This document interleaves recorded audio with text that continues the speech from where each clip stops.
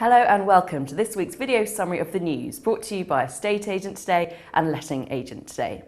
It's summer, but the creative juices are still running, and that certainly applies to Dyball Estate Agency in Winchester, which got in touch with us this week. It's a traditional single branch agency that's been operating for 3 years, but a few days ago it scrapped its commission-based fee structure and has instead introduced flat fees. The man behind the company, Michael Dyball, says he wants to play online agents at their own game, but he's still providing the full agency service and will still have a high street office in Winchester.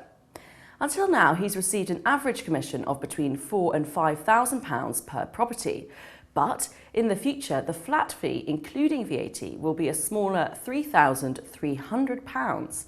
He hopes this new system will make customers realise he's trying harder for them. He's allowed Estate Agent Today to cover this initiative exclusively and will be reporting on his progress in the months ahead. Also in agency news this week, we heard about the ex-BBC presenter who's opened an estate agency with a twist. Scott Lucy, who appeared as a co-presenter on the Living in the Sun until 2007, has opened an Amazing Results franchise in West Cheshire.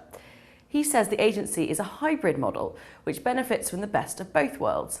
The twist is that with no high street presence, the agency advertises its properties by taking over underused space in local shop windows. Lucy says it has been a success so far and that he's already on the lookout for new members of staff. Another exclusive we covered this week concerned the controversy over estate agents and money laundering. This came onto the agenda a few weeks ago when Channel 4 showed the documentary From Russia with Cash, highlighting how some estate agents respond to approaches from overseas buyers with substantial cash to spend on property. Now the European Union has given the UK 2 years to integrate a new directive into British law. It would apply to all businesses, but critically, it would allow approved professional bodies to monitor their industry.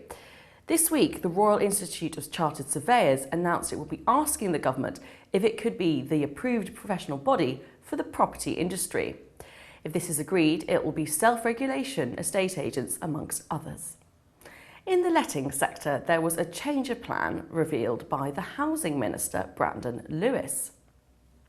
A year ago, he was speculating on extending the length of tenancies from a standard 6 or 12 months to 2 years or more. Now, in an interview, he says he's ruled this out, so tenancies will stay the same for the indefinite future. Also on lettings, we've had conflicting views over George Osborne's proposals to restrict buy-to-let landlords' tax breaks. Most of the industry has spoken out against the regulation, but this week one of London's biggest independent lettings agency, Benham & Reeves Residential Lettings, has said the panic over the proposals is being exaggerated. BRRL has extensive dealings with overseas investors, and they in particular are likely to be less affected by the changes than will British landlords.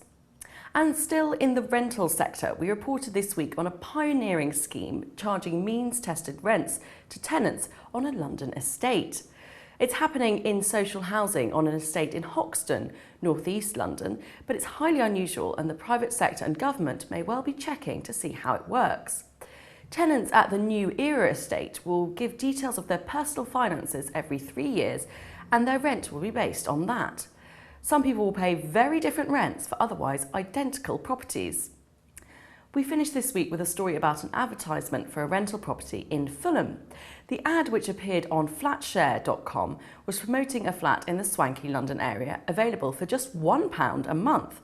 Of course, there was a catch. Bizarrely, the landlord was offering the flat up at such a cheap rate in the hope that the tenant would use them as a domestic and financial slave.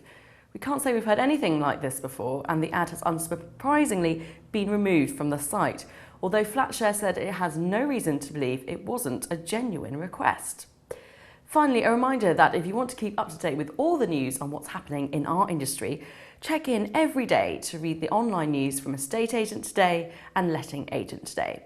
We carry breaking news every day, and you can also subscribe to our email newsletter with full details available on both websites. Thanks very much for watching. See you next time.